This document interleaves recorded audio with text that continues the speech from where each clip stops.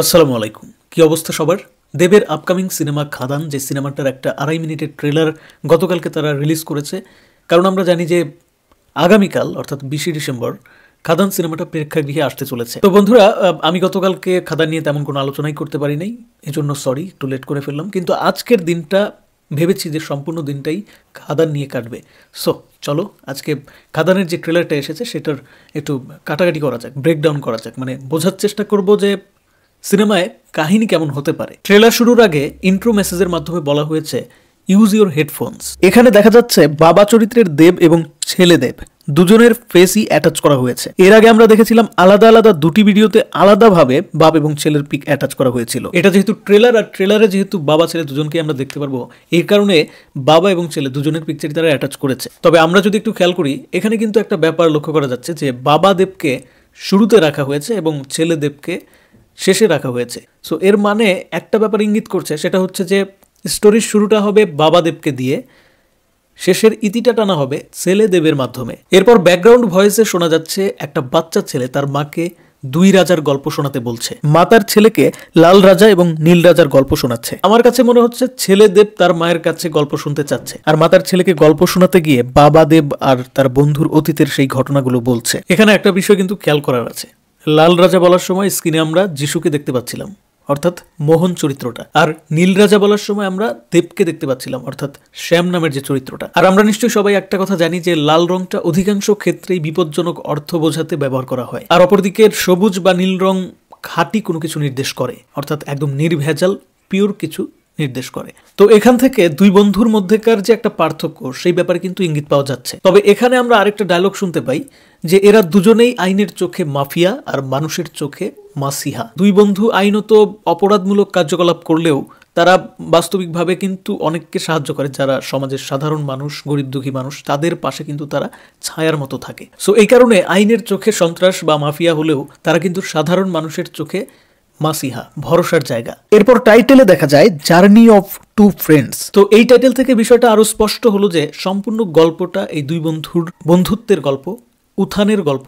তারা শূন্য থেকে শুরু করবে, তারপর তাদের উত্থান হবে, তারপর তাদের মধ্যে একটা পেজগি লাগবে। সেই পেজগিটা কেন লাগবে, এই ব্যাপারটা নিয়ে হচ্ছে গল্পটা আগাবে। এরপর আমরা আরেকটা টাইটেল দেখতে পাই, এ জার্নি অফ ডেস্টিনিস, অর্থাৎ সিনেমার গল্পে দুই বন্ধুরই একটা গন্তব্য থাকবে শুরুর দিকে, কিন্তু মাঝপথে গিয়ে তাদের দুজনের রাস্তা কোনো একটা কারণবশত আলাদা হয়ে যাবে, বন্ধুত্বের মধ্যে ফাটল দেখা দিবে। মাঝে সাঝে কিছু ডায়লগ আছে ট্রেলারে যেগুলো আমার খুব ভালো লেগেছে। ইভেন এই ডায়লগগুলো থেকে ক্যারেক্টার সম্পর্কে অনেক ধারণা পাওয়া যাচ্ছে, যেমন ক্ষুধার্ত বাঘ আর শ্যাম মোহনের রাগ এই দুইয়ের সামনে আসতে নেই। এই ডায়লগটা আমার ভালো লেগেছে। খাদান সিনেমায় শ্যাম এবং মোহন এই দুইটা চরিত্রই যে যথেষ্ট শক্তিশালী এবং কেউ যে কারো থেকে কম নয়, সেটা কিন্তু এই ডায়লগগুলো এবং স্ক্রিন প্রেজেন্স দেখেই বোঝা যাচ্ছে। এরপরেই আমরা দেখতে পাই দুই বন্ধু মিলে আনন্দ উল্লাস করছে।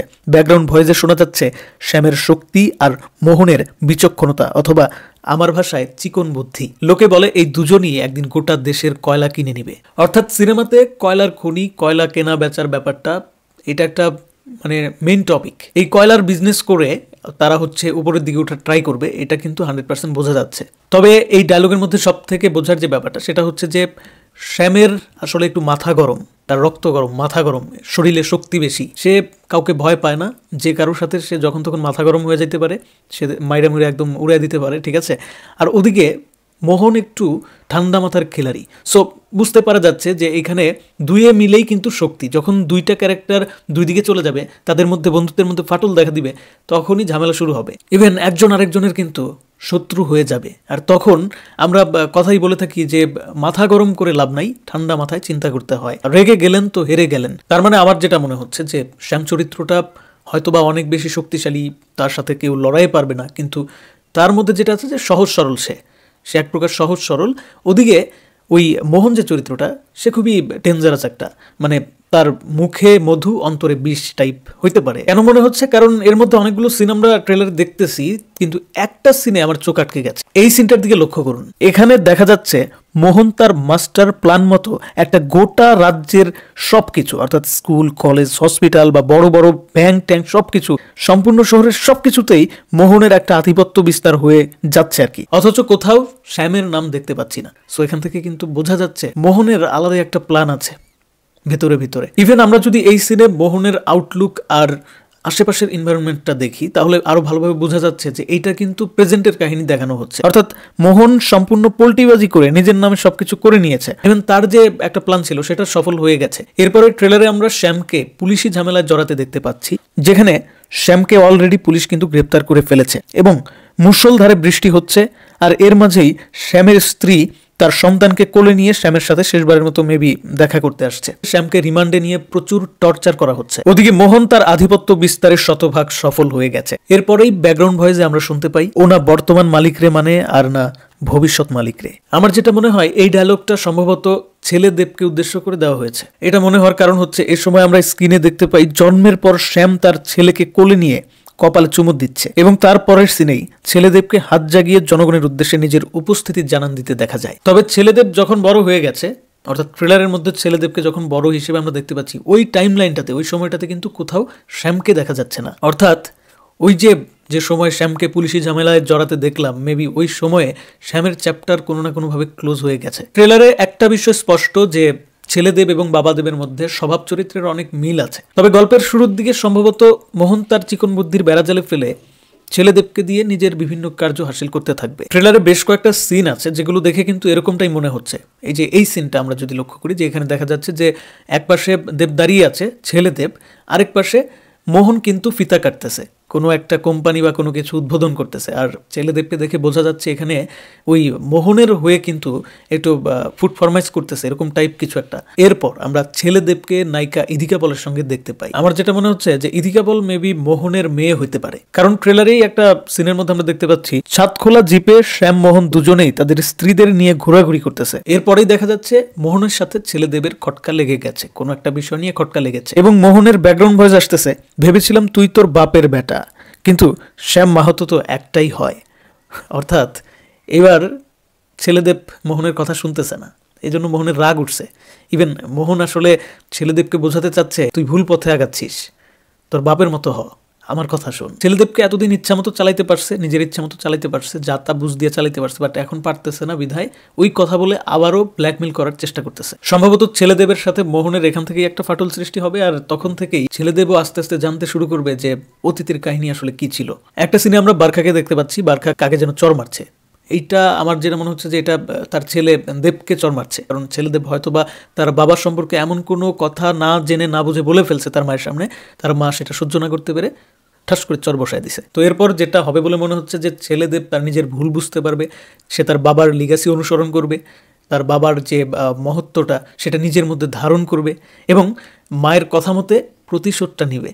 কিভাবে সেটাও ট্রেলারে মনে হয় যে বুঝতে পারতেছি, এরকম দেখে বোঝা যাচ্ছে। ট্রেলারের একদম শেষ সিনে ছেলেদেব এবং মাকে আমরা একসাথে দেখি, যেখানে দেব কেউ একজনকে গুলি করে মারতেছিল। এখন আসলেই কাকে মারতেছিল সেটা আমি জানি না, তবে দেখে তো মনে হচ্ছে মোহনকেই মারতেছে। তো বন্ধুরা, কি হবে না হবে কোনো কিছুই কিন্তু সিওরিটি গ্যারান্টি দিয়ে আমি বলতে পারবো না, জাস্ট আমার অনুমান থেকে আমি সম্পূর্ণ কথাগুলো যা যা শুনলা তোমরা সবকিছু বললাম। তো এখন কথা হচ্ছে যে একজনের ভিডিও দেখলাম, রিভিউ দেখলাম, সে বলতেছিল যে সম্পূর্ণ ট্রেলার দেখে অনেক কিছুই অনুমান করা যাচ্ছে না, আর এখানেই ট্রেলারটার সার্থকতা। তো আমি কোনো রকম কোনো নেগেটিভিটি করতে চাই না, এটা আমার সম্পূর্ণ অনুমান থেকে আমি আসলে প্রেডিকশনটা করলাম। তবে এমনটাও হতে পারে, হ্যাঁ, যে আমি যা অনুমান করলাম তার কোনো কিছুই মিলল না, সিনেমায় অন্যরকম একটা টুইস্ট আছে যেটা আমার বলা এই সমস্ত আনুমানিক কথার সাথে একদমই মিলল না, সম্পূর্ণ ভিন্নতা দর্শক খুঁজে পেল। তখনই কিন্তু আসলে এই ট্রেলারের সার্থকতা বোঝা যাবে এবং সিনেমাটা কিন্তু তখনই বুম করবে। কারণ আমি মনে করি যে আমি যেগুলো বুঝলাম দর্শকও কিন্তু কিছুটা হলেও এই ব্যাপারগুলো কানেক্ট করতে পারতেছেন, দর্শকও কিন্তু বুঝতে পেরেছে যে আসলে এই ধরনের কিছু হতে পারে সিনেমাতে, তাই না? কারণ আমি তো দর্শকের ভিউ থেকেই ট্রেলারটা দেখতেছি। এবার আমি খুব বেশি যে একদম করতে হয়েছে, আমাকে খুব হিসাব কিতাব করে তারপর এগুলো বের করতে হয়েছে, ব্যাপারটা এরকমও না। জাস্ট ট্রেলারটা যেভাবে কাটা হয়েছে সেভাবেই আমি আগাইছি, সেভাবেই আমি আসলে দেখতে দেখতেই বুঝে ফেলছি যে এরকম কাহিনী হইতে পারে। আমি পার্সোনালি চাইবো সিনেমাটা দেখতে গিয়ে দর্শক যেন দেখে যে আমার কথার সাথে কোনো কিছু মিলল না, আর তখনই আসল খেলা জমে উঠবে, তখনই বোঝা যাবে যে না, খাদান টিম দর্শক যেভাবে ভাবতেছে তার থেকেও ইউনিক কিছু গল্পের মধ্যে ইনক্লুড করতে পেরেছে। আর যদি বাই এনি চান্স কথার সাথে মিলে যায় যে গল্পটা এরকমভাবে এগিয়েছে, এগুলো যদি সত্যি হয়ে যায়, তারপরেও আমি বলবো যে এই সিনেমাটাতে দেখার আরও অনেক কিছুই আছে। অ্যাটলিস্ট মাস এন্টারটেইনিং একটা সিনেমা হতে যাচ্ছে এটা, যেটা দেখে দর্শক হলে সিডি বাজাতে পারবে। যেই টাকা দিয়ে সিনেমাটা দেখতে যাবে সেই টাকা অ্যাটলিস্ট উসুল হবে। সেটা গল্প ট্রেলার দেখে কিছুটা অনুমান করা যাক আর না যাক, সেটা বড় কথা না। আর অবশ্যই আমি আরেকটা কথা বলবো যে বাংলা ভাষাভাষীর যত দর্শক আছে কলকাতায়, তোমাদের সবার এই সিনেমাটাকে মন থেকে সাপোর্ট করা উচিত। সবাই সাপোর্ট করো, সবাই এই সিনেমাটা আগামীকাল সিনেমা হলে গিয়ে দেখে একটা দারুণ ব্লকবাস্টার উপহার দাও। কলকাতার বাংলা সিনেমার জন্য খাদান একটা আশীর্বাদ হতে পারে যদি তোমরা এটাকে সাপোর্ট করো। আর তোমরা যদি মুখ ফিরিয়ে নাও তাহলে এই খাদান দিয়েই বাংলা সিনেমার মাস এন্টারটেইনিং ঘরানার সিনেমার একটা ইতি ঘটতে পারে। সো তোমরা কোনটা করবা, কোন অপশনটা চয়েস করবা, সেটা তোমাদের ব্যাপার। এমনিতেও এই সিনেমাটা কিন্তু পুষ্পা বা আরও অন্যান্য সিনেমার কারণে হল সংখ্যার দিক থেকে অনেক পিছিয়ে পড়েছে। এখন যদি দর্শক হলে গিয়ে সিনেমাটাকে দারুণভাবে গ্রহণ না করে, তাহলে কিন্তু সিনেমা হল মালিকগুলো এই সিনেমার প্রতি আগ্রহ আস্তে আস্তে শুধু কমাবেই। যত কম সংখ্যক হলে পেয়েছে তার থেকেও আরও কমতে থাকবে। আর এখন যদি ওয়ার্ড অফ মাউথ ভালো হয়, দর্শক যদি এটাকে সাপোর্ট করে, তাহলে কিন্তু আস্তে আস্তে আস্তে আস্তে সিনেমা হলের সংখ্যা বাড়তে থাকবে। সো ধন্যবাদ সবাইকে ভিডিওটি দেখার জন্য। আমি কিন্তু জাস্ট অনুমান নির্ভর কথাগুলো বলছি, অনেকে নেগেটিভভাবে নিতে পারে, আমি তাদেরকে বলবো নেগেটিভভাবে নেওয়ার কিছু নাই। আমি জাস্ট বিনোদনের জন্য এই ভিডিওটা করেছি। খাদানের জন্য শুভকামনা রইল।